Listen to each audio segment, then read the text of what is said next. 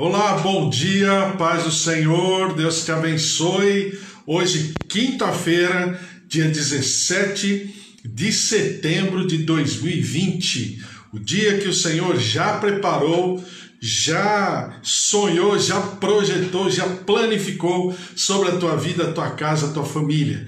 Glória a Deus, estamos aí, lendo a palavra de Deus, orando pela nossa casa, a nossa família, os nossos queridos e pelo nosso país. Quando a gente fala orar pelo nosso país, porque a Bíblia fala o seguinte, Jeremias fala, e outros textos,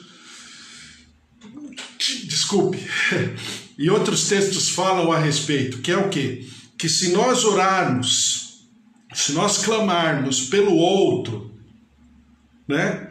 agora pelo nosso país, o Senhor também olhará por nós, o Senhor também olhará e verificará a nossa condição. Exatamente o que aconteceu com Jó. A Bíblia fala que enquanto Jó orava pelos seus amigos, o Senhor lhe mudou a sorte. Então, é um princípio espiritual. Quando eu oro por você, quando eu clamo pela tua vida, quando eu clamo pela tua casa, pela tua família, na verdade eu estou orando por mim também, mesmo não estando preocupado, vamos dizer assim, preocupado comigo naquele momento, eu estou orando e o Senhor está, vamos dizer, velando por sobre a minha vida também. Então é um segredo espiritual maravilhoso e é o princípio da comunhão. Você ora por mim, eu oro por você, nós oramos pelos outros, nós oramos pelo Brasil. E aí o Senhor vai ordenando a bênção. É por isso que Jeremias fala que quando eu desejo a paz e oro pela paz, da onde eu estou, eu também vivo a paz. Porque é uma lógica espiritual, não vai acontecer com o outro sem acontecer comigo. Não, vai acontecer com o outro e comigo também. Certo? Bom dia, Amanda. Ô, Amanda, tudo bem? Acabei de falar com você agora há pouco. Tudo bem, Amanda? Magda, tudo bem você aí no Facebook, você no Instagram? Deus abençoe, você também no YouTube. Deus abençoe, glória a Deus. Estamos lendo a palavra do Senhor, usando como pano de fundo, as parábolas, e parábola significa comparação, e nós estamos trabalhando isso, lendo, uma maneira de ler a palavra, de meditar sobre a palavra. E estamos lendo Malaquias. Malaquias é o último livro do Antigo Testamento, também é o último livro dos profetas colocados como Antigo Testamento, que vai até Malaquias. Depois passam 400 anos até que João Batista ressurja no ministério profético. E a gente está lendo sobre Malaquias. Oi, tia Rosária, bom dia. Deus abençoe a senhora também. Todos aí em Salvador, Deus abençoe a todos. Malaquias capítulo 3. Malaquias capítulo 3, um dos temas mais vamos dizer, discutidos até os dias de hoje, sempre foi e possivelmente sempre será, porque falar de dinheiro é uma questão um tanto quanto sensível, É um tema polêmico, controverso, mas que na palavra de Deus não tem nada de polêmico nem de controverso. Então, Malaquias capítulo 3, versículo 6, eu vou ler aqui, porque eu, Senhor, não mudo. Por isso vós, ó filhos de Jacó, não sois consumidos. Desde os dias de vossos pais vos desviastes dos meus estatutos e não os guardastes. Tornai-vos para mim e eu me tornarei para vós outros, diz o Senhor dos Exércitos. Mas vós dizeis em que havemos de tornar? Roubará o homem a Deus? Todavia vós me roubais e dizeis em que te roubamos? Nos dízimos e nas ofertas. Com maldição sois amaldiçoados porque a mim me roubais, vós a nação toda.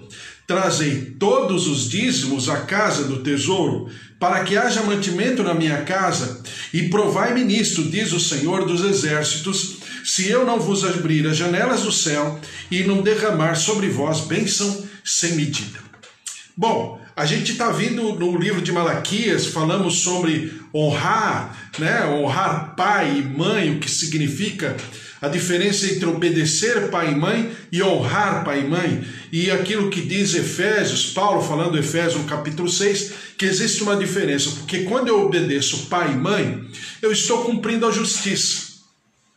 Ou seja, nada mais do que a minha obrigação é obedecer às minhas autoridades espirituais. As primeiras autoridades espirituais que são colocadas na minha vida é exatamente o meu pai e minha mãe.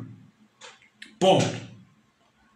Aí depois diz o seguinte, no capítulo 6, versículo 2 em diante: honra o teu pai e a tua mãe, para que os seus dias sejam prolongados na face da terra. Ou seja, o honrar é que vai me levar à longevidade. E o que significa honrar? Honrar é mais do que obedecer. Honrar significa enxergar o outro a quem você está honrando de tal maneira que a tua necessidade passa a ser preencher. Engraçado isso, né? A tua necessidade passa a ser preencher a necessidade do outro, aquele a quem você deseja honrar. E você faz tudo por ele. Então isso é honrar. E eu dei um exemplo aqui, só para a gente colocar, e isso é muito importante porque a Bíblia fala sobre honrar com as primícias, e eu vou tocar nesse assunto. Então o que significa honrar? É quando eu abro mão daquilo que eu tenho, de uma maneira completamente voluntária, completamente desprendida, e dou para o outro, entrego ao outro esse melhor. Isso é honrar. Aí eu dei o exemplo aqui, por exemplo, se as minhas filhas, eu falar para as minhas filhas, olha, vão lá na padaria e comprar meia dúzia de pão. E elas pegam o dinheiro, que eu dei o dinheiro para elas vão lá comprar na padaria, mas elas no caminho passam pelo sapateiro e sabem que eu estou com um sapato aí meia, né, literalmente meia sola. Aí elas passam lá no sapateiro, pedem para o sapateiro dar uma, né, dar um trato no sapato, uma engraxada, trocar a meia sola e tal, aquela coisa toda. Eu pedi? Não pedi. Eu dei recurso para que elas fizessem? Muito menos, nem sabia. Mas elas fizeram isso por quê? Porque elas querem me agradar, elas querem me honrar. E a atitude delas em fazerem isso e depois de 2, 3 dias levarem o sapato para mim e darem para mim o sapato lustradinho, engraxado, bonitinho, aquilo que poderia ser trocado, né? Toda aquela pintado, bonitinho e tal, né? Então isso é o quê? Isso é honrar, é ir além. Por puro prazer, por puro amor, por pura relação de amor, de respeito, de temor, né? Não havia pedido, não tinha pensado a respeito, mas elas fizeram. Então, dízimo passa por esse sentimento, tá? Dito isso, então, claro, dízimo e oferta também passa por esse sentimento. Não faça nada que você se sinta obrigado a fazer, principalmente na relação com Deus. Não é saudável. Lembre-se, o Senhor não está preocupado com a adoração. O Senhor está preocupado com o adorador, com o sentimento do adorador. Se o sentimento do adorador for favorável ao Senhor, aí sim a adoração será saudável. Mas se o sentimento do adorador não estiver conectado com Deus, pode cantar maravilhosamente bem, pode contratar a maior orquestra do mundo, pode ter a maior estrutura, com o maior, sei lá, som do momento, seja lá o que for, não vai dar certo. Por quê? Porque a questão é o adorador, é o coração do adorador, e não a estrutura, o evento, né? Então a gente muitas vezes, hoje em dia mais ainda, né? Eu percebo isso nas pessoas que vão na igreja, elas ficam muito preocupadas com o evento. o que vai acontecer naquele evento, o que vai, qual é a estrutura daquele evento, como se ela estivesse indo num show, numa peça de teatro, enfim. Claro que é importante a estrutura, sempre será, mas não é a estrutura. Você pode estar debaixo de uma árvore, né, sentado no chão batido, abrindo a Bíblia, com alguém pregando, e ali o Senhor está ministrando ao teu coração. Por quê? Porque o ambiente é estabelecido pelo teu coração, pelo teu sentimento, e não pela estrutura. Assim é a entrega do dízimo, da oferta, do culto, do louvor, em tudo que se faz para Deus. Presta atenção em Êxodo capítulo 25. Êxodo capítulo 25. E eu, desculpe falar assim, mas a gente vai falar um pouquinho ou bastante a respeito, porque nunca se falou tanto contra o dízimo. E pior, dentro das igrejas. E pior, líderes, grandes pregadores, pastores, falam de uma coisa que eles não, pelo menos a impressão que eu tenho, que eles não se... primeiro que não tem a experiência do dízimo, primeira coisa, porque quem fala contra é porque não tem a experiência. Segundo, fala de algo, de um termo, de uma postura, sem buscar o porquê daquilo. E nós, como servos de Deus, temos um grande desafio na palavra dele. É buscar o porquê. Qual a razão? E não pura e simplesmente o fazer por fazer. Daí estar a palavra do Senhor ordenando, indicando, dirigindo, para que a gente medite na palavra. Meditar é pensar, é estudar, é refletir. É oferecer ao Senhor um culto racional, ou seja, alguma coisa que passou pelo meu entendimento, passou pela minha avaliação, pelo meu juízo de valor, de uma maneira equilibrada, de uma maneira saudável. Êxodo capítulo 25, versículo 1 a 8, diz assim: Disse o Senhor a Moisés: Fala aos filhos de Israel que me tragam oferta de todo homem cujo coração o mover para isso, dele recebeis a minha oferta. Esta é a oferta que dele recebereis: ouro, prata, bronze, estofa azul, púrpura, carmesim, linho fino, pelos de cabra, peles de carneiro, tintas de vermelho, peles finas e madeira de acácia, azeite para a luz, especiarias para o óleo de unção, para o incenso aromático, pedras de ônix, pedras de engastes para a estola sacerdotal e peitoral, e me farão um santuário para que eu possa habitar no meio deles. Então aqui Deus está mais uma vez, e olha que ele está falando da lei, mais uma vez através de Moisés, que é necessário o sentimento, do porquê eu estou entregando, a partir do meu sentimento, do meu coração. Então Deus, eu vou repetir, de todo homem cujo coração o mover para isso. Deus falando, em outras palavras, o seguinte: eu não quero de ninguém que faça por obrigação, pela letra da lei, mas eu quero que o homem leve a sua oferta pelo sentimento da lei. É diferente. Letra da lei é uma coisa, sentimento da lei é uma outra coisa. A lei é a mesma, só que a lei ela foi feita pelo Senhor através de Moisés para que essa lei fosse para nós uma cobertura de proteção, uma cobertura de livramento, uma cobertura de bênção e de vida, não de destruição, e não por enfiar goela abaixo. Então, a todo o coração que o mover. Agora vamos pegar, dito isso, dito que existe um sentimento na relação de Deus com o homem, do homem para com Deus, Provérbios capítulo 3, versículo 9 diz o seguinte, todos os textos conhecidos, tá? Conhecidos assim, a gente sabe até de cor. Provérbios capítulo 3, versículo 9 diz o seguinte, honra o Senhor com os teus bens. Honra, a gente já sabe o que é honrar, tá?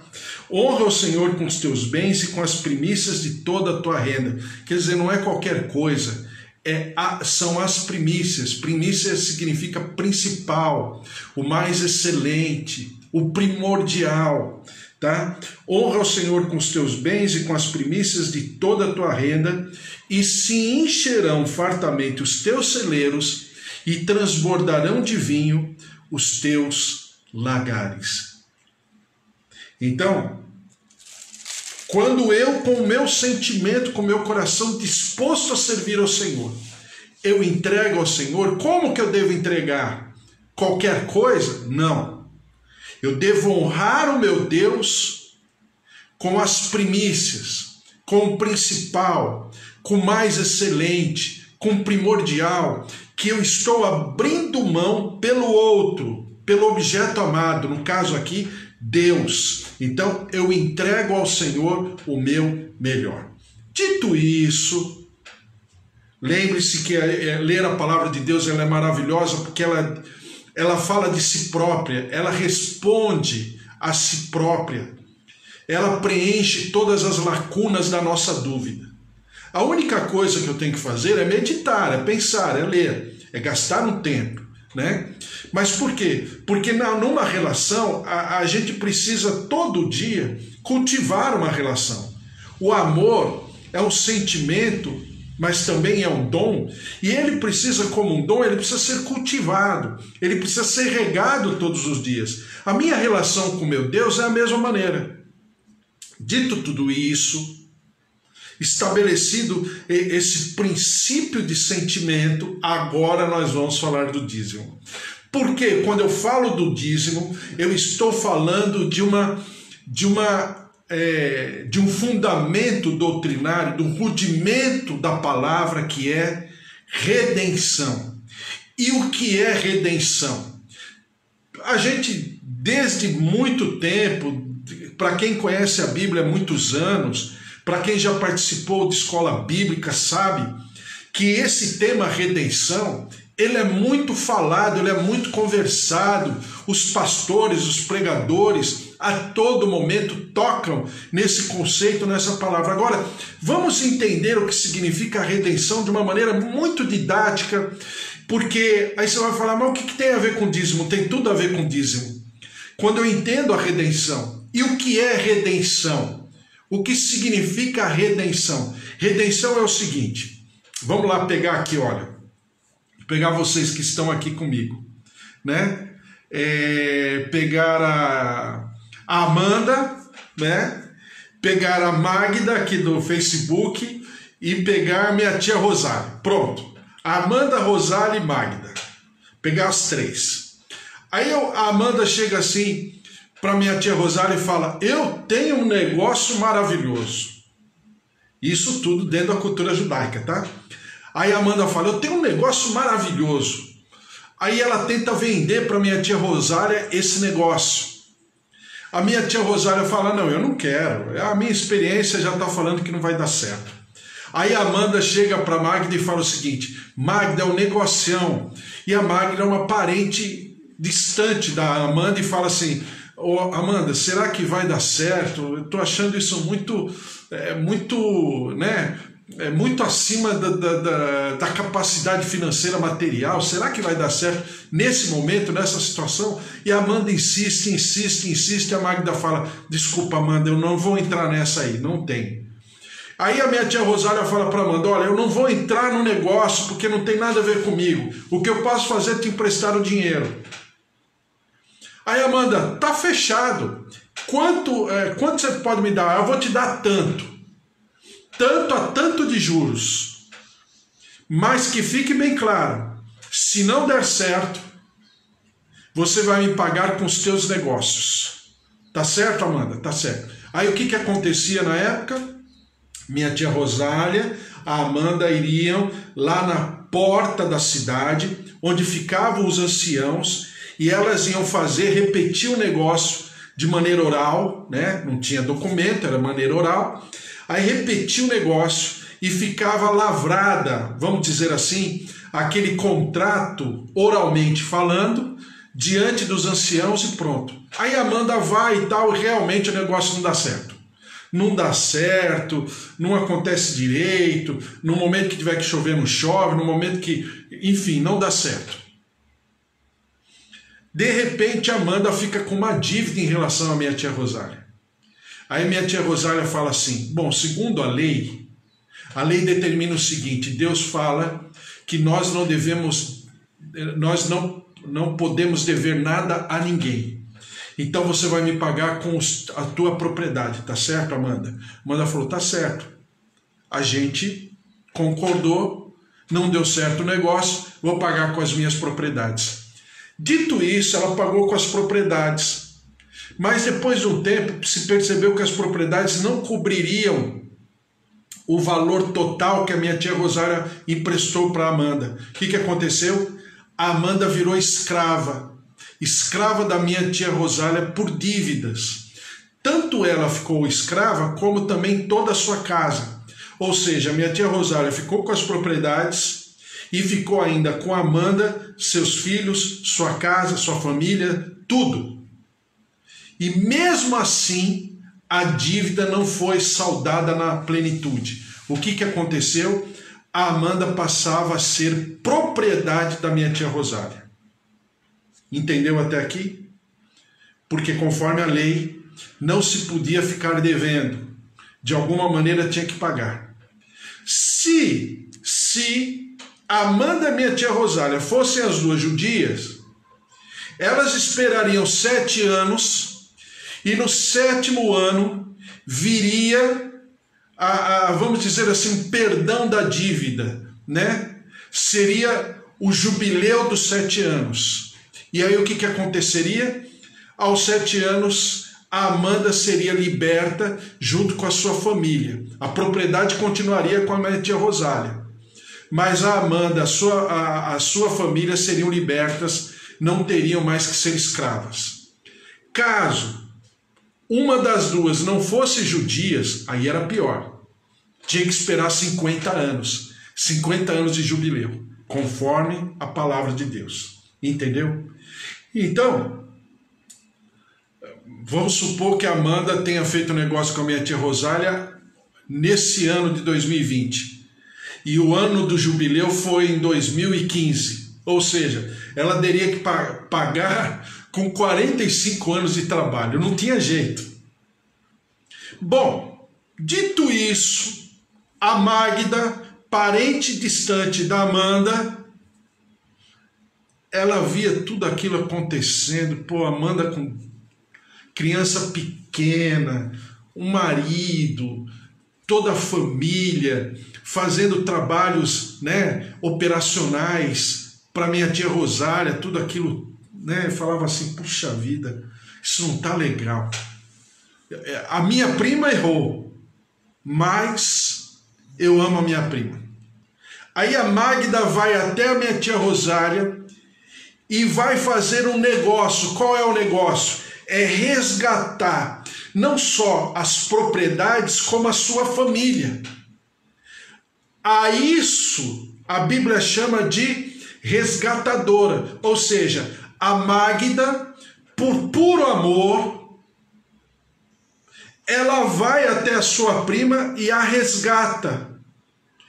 Então ela comete uma atitude de redenção. Ela redime a Amanda, sua casa, sua família, suas propriedades, seus negócios e paga toda a dívida para minha tia Rosália. Você entendeu o que é redenção? Redenção é uma questão de propriedade. Presta atenção, toda a Bíblia, os 66 livros da Bíblia estão fundamentadas estão fundamentados sobre o entendimento de propriedade, tá? Então vamos lá no Gênesis. Entendeu até aqui? Deu para entender? Então vamos lá. Lá no livro do Gênesis, o Senhor fala para Adão e Eva: não comam, de todas as árvores você pode comer, da árvore da saúde, da vida, da eternidade, da árvore do entendimento. Você pode comer de tudo, menos da árvore do conhecimento do bem e do mal. Esses você não pode comer, nem o fruto dessa árvore. Vou colocar essa árvore vou sublinhar essa árvore. Ela será colocada no centro aqui do jardim, né, do pomar. E você pode comer de tudo, menos essa árvore, tá? Adão e Eva vão lá e comem da árvore. Ou seja, o seu proprietário, chamado Deus, foi desonrado. Lembra da honra? Foi desonrado pela atitude de Adão e Eva. E porque ele foi desonrado, Deus abriu mão, entre aspas, de Adão e Eva, falando: vocês serão expulsos do meu jardim, do meu pomar. Por quê? Porque vocês preferiram ouvir a um outro senhor que não seja eu. Então eu abro mão da minha propriedade para que esse outro senhor se apodere dessa propriedade, porque vocês estão em dívida com ele, porque a palavra dele foi melhor do que a minha. Palavra para a Bíblia é documento. Palavra para a Bíblia é moeda. Palavra para a Bíblia é contrato. Palavra para a Bíblia é escritura. Palavra para a Bíblia, uma vez dita, falou, acabou. Ela fica ecoando no mundo espiritual. Para a Bíblia, palavra é assim. Então, a propriedade, ela ficou comprometida mediante ao seu proprietário, o seu proprietário inicial. Então, quando você fala de redenção, você está o quê? Você está sublinhando uma condição de alguém que está em dívida e que precisa ser resgatado pelo outro, alguém próximo, um parente. Toda essa história que eu estou contando para você está lá no livro de Ruth, em relação a Boaz. Boaz, um resgatador, um parente distante. Haviam parentes mais próximos de Noemi, né? Noemi é a sogra de Ruth. Então, o que aconteceu? Esse parente mais próximo foi lá na porta da cidade, falou Noemi que estava em dívida, Ruth que estava em dívida, desde o marido, desde o esposo de Noemi, né, geração anterior, a dívida era tão grande que elas seriam escravas, não tinha jeito para pagar a dívida. Mas aconteceu que Boaz, descobrindo isso, pelo seu amor, pelo seu carinho, pela sua disposição, ele vai até o parente mais próximo de Noemi e fala: você tem condição de resgatar a Noemi e a sua nora Ruth? Não me interessa, eu já estou casado, eu tenho a minha casa, minha família, eu tenho meus negócios, eu nem tenho condição financeira para resgatar toda a propriedade. Não tenho. Aí vai lá Boaz e fala: eu tenho condição, eu vou resgatar. E eles vão na porta da cidade, diante dos anciãos. O parente mais próximo que não quer, ele abre mão da propriedade, ele vai lá diante dos anciãos, fala que não quer, e aí Boaz fala: eu quero. E ele resgata, entre aspas. Noemi passa a ser, tanto Noemi como todas as terras e todas as dívidas, Noemi passa a ser propriedade de Boaz. Como Noemi é propriedade de Boaz e Ruth sendo nora de Noemi, Ruth vem como troco. E Ruth também fica sendo propriedade de Boaz. Por quê? Houve uma redenção. Alguém socorreu aquela dívida e alguém se transformou em proprietário, entre aspas, daquelas escravas. Claro que Boaz não queria Ruth para escrava, queria Ruth para esposa. E aí acontece toda a história, que é uma história de amor maravilhosa. Por quê? Porque Boaz, ele é um tipo de Jesus Cristo. E Jesus Cristo, ele faz exatamente a mesma coisa. Quando ele diz lá no livro de Colossenses, rasgada foi a cédula de dívida. Entendeu até aqui? Então amanhã tem mais. Aí você vai falar, puxa, falando de diesel, mas eu tenho, já que eu vou falar no assunto, já que eu vou tocar nesse assunto que é tão polêmico, então eu preciso tocar no assunto pela Bíblia, não pela opinião das pessoas, mas por aquilo que a Bíblia diz, na história bíblica, dentro da cultura bíblica, dentro da base, do fundamento do porquê. Qual a razão? Então eu tenho que ir para a doutrina da redenção. Quando eu vou para a doutrina da redenção, as coisas começam a ficar mais acessíveis. Eu começo a compreender melhor. E é assim que o Senhor vai nos ensinando. Glória a Deus, ao Senhor toda a honra e toda a glória. Então, o que fica para nós é o seguinte, por enquanto, Jesus é o nosso resgatador. Toda a dívida que nós tínhamos com o império das trevas, porque nós éramos anteriormente filhos da desobediência, como diz Paulo, mas hoje nós somos filhos do Deus Altíssimo através de Jesus Cristo. 1 Timóteo 2,5, onde diz que ele é o único mediador entre Deus e os homens, Jesus Cristo, homem. A ele toda a honra e toda a glória, todo o domínio e toda a majestade.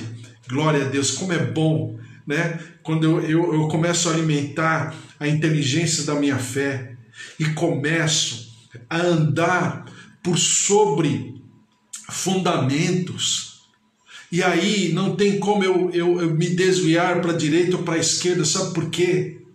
Porque é tão gostoso, é tão fundamental, é tão poderoso, as raízes vão ficando tão profundas, que aí eu entendo por que Deus me ama tanto, e porque eu devo a Ele toda a honra e toda a glória. Não é por uma questão de religião, mas é porque é uma relação de amor, é uma relação de compaixão, é uma relação de amor com dor, porque alguém pagou o preço para que eu e você estejamos aqui, brincando, conversando, falando, comungando sobre a palavra do Senhor e os seus negócios. Uma grande bênção em nome de Jesus. Vamos orar, colocar diante do Senhor. Senhor, nosso Deus, nosso Pai, nós te agradecemos e te louvamos mais um dia, mais um momento, uma quinta-feira maravilhosa. A ti todo louvor, toda honra e toda glória.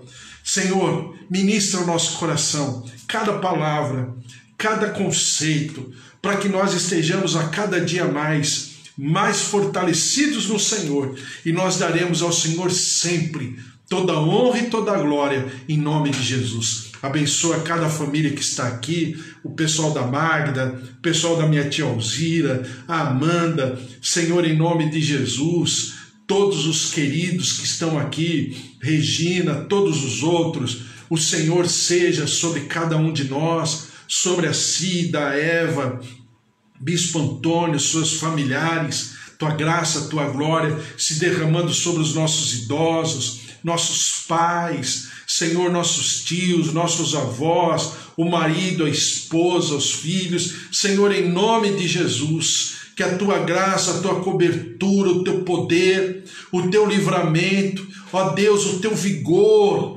orgânico, a tua imunidade se derrame sobre a nossa vida, a nossa casa, a nossa família, e nós daremos ao Senhor toda a honra e toda a glória. Derrama-te sobre o nosso país, Senhor, que haja saúde no nosso país, no nosso povo. Tem misericórdia, perdoa o nosso pecado. Nós nos humilhamos como povo de Deus, mas também como povo brasileiro, te clamando, interfira, Senhor, na nossa terra, que sejam expostos tudo aquilo, ó Deus, que são erros, são falhas desses gestores públicos que tem feito, ó Deus, tanto mal para o nosso povo. Senhor, vem com a tua graça, derrama-te com a tua justiça e com o teu juízo. E ao mesmo tempo, Senhor, nós colocamos aqueles que, como profissionais de saúde, por exemplo, estão fazendo a diferença, não por causa de um salário, não por causa de uma condição, de um poder político, mas porque são tementes ao Senhor. Alguns deles são servos do Senhor. Por isso a ti toda honra e toda glória. Derrama-te sobre a nossa terra e sara a nossa terra, em nome de Jesus. Amém. Amém. Glória a Deus, amanhã tem mais. O Senhor esteja sobre a tua vida, sobre a tua casa, sobre a tua família. Que o amor de Deus Pai, a vida vitoriosa em Jesus Cristo e as consolações do Espírito Santo da promessa estejam sobre a tua vida, sobre a tua casa, sobre a tua família, os teus afazeres, a tua vida financeira, material, tua vida profissional. Tenho orado por você para que o Senhor tenha realmente um caminho de prosperidade, de sucesso em tudo que você fizer, em nome de Jesus. Porque se Deus é por nós, quem será contra nós? Se o Senhor é o nosso pastor, de nada nós teremos falta. Sabe por quê? Porque Ele é o autor e consumador da nossa fé. Jesus Cristo, a verdadeira estrela da manhã, o nosso sol da justiça. Deus te abençoe. Até amanhã. Um beijo. Fiquem na paz. Deus abençoe.